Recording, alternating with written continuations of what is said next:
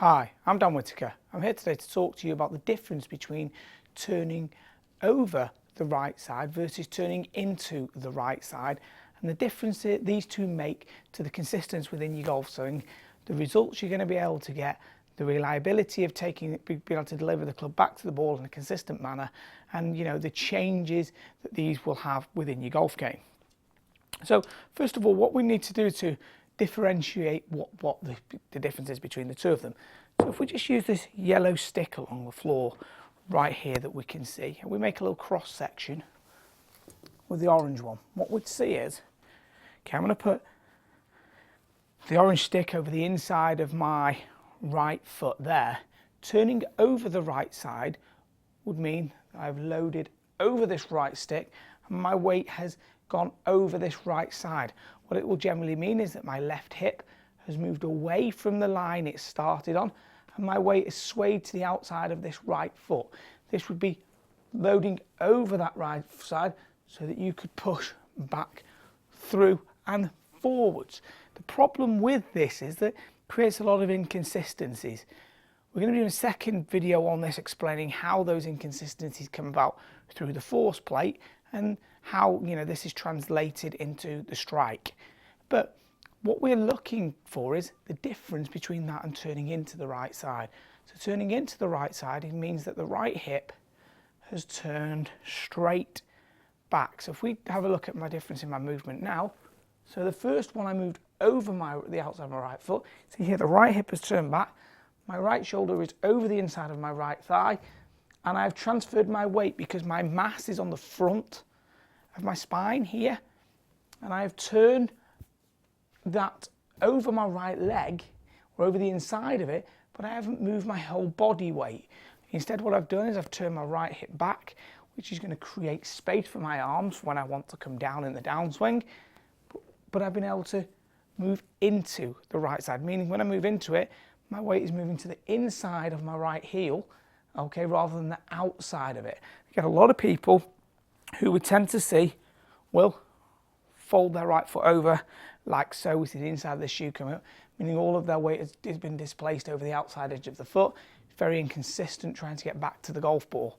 What we want to see is from the address position, there's some pressure on the inside of that right foot. As we turn back, the pressure stays through the inside of this right foot. As this right hip has turned back, meaning that I've loaded my right glute and I've moved the weight into my right heel. So the weight and pressure has always stayed through the instep of that foot. This is a critical component for what you're going to be trying to achieve. You want to make sure your weight is moving into, not over, that right foot. Now, explaining this a little bit further, what I'm going to do is get hold of these two sticks. Now you can see here I've got both of these sticks parallel to one another. The first thing we want to do is make sure that in the setup position, both of these sticks are still parallel to one another. If they aren't, it means that your spine angle is going to be disjointed. This will mean that it's very difficult to make a pure turn in the backswing. Now, the turning into the right side means that this stick will go backwards, and you can see how the upper body stick has gone over the inside of the right foot, so my weight has been loaded on the inside of that heel.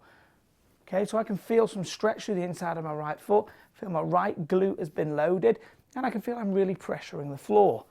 Loading over that right side will mean that my body weight has gone over, and you can see how the space between where my right side of my body was here has gone. I've actually moved through that line, that imaginary line, with my right hip.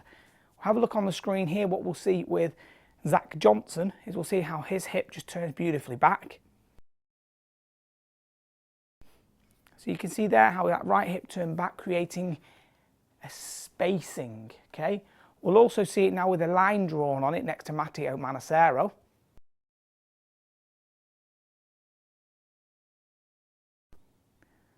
So we could see there's two modern guys who really turn that right hip deep, get that upper body across.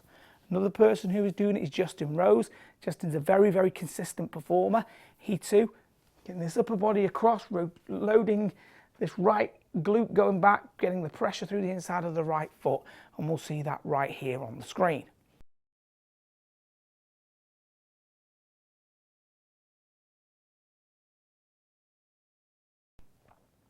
Now we'll notice that a few years ago, a couple of the younger up-and-coming players in kind of the late 90s, they really loaded over that right foot and had quite a big sway move.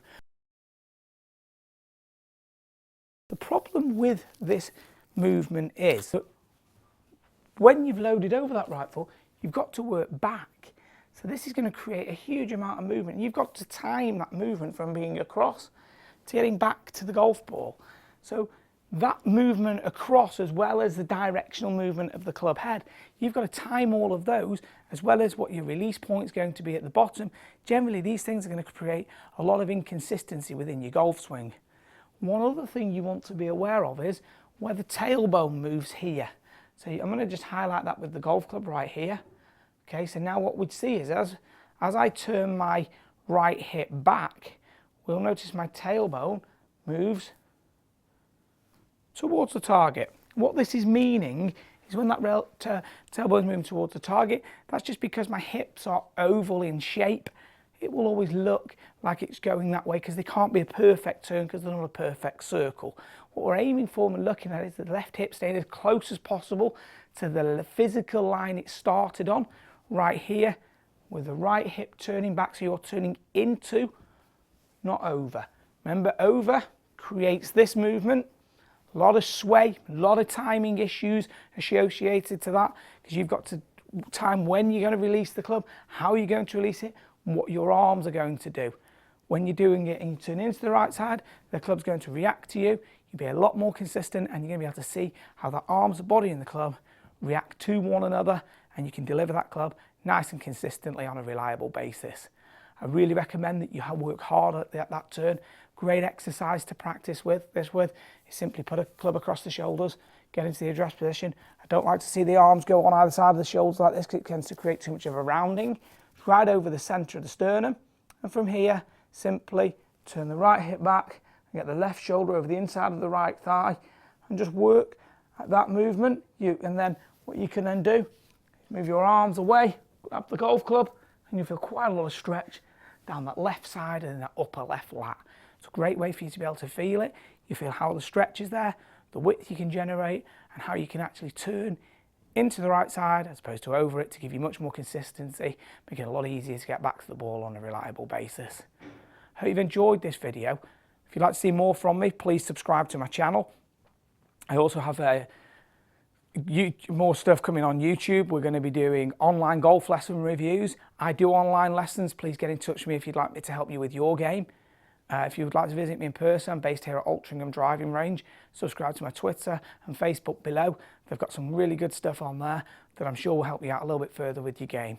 Hope to speak with you again soon, and thanks a lot for watching.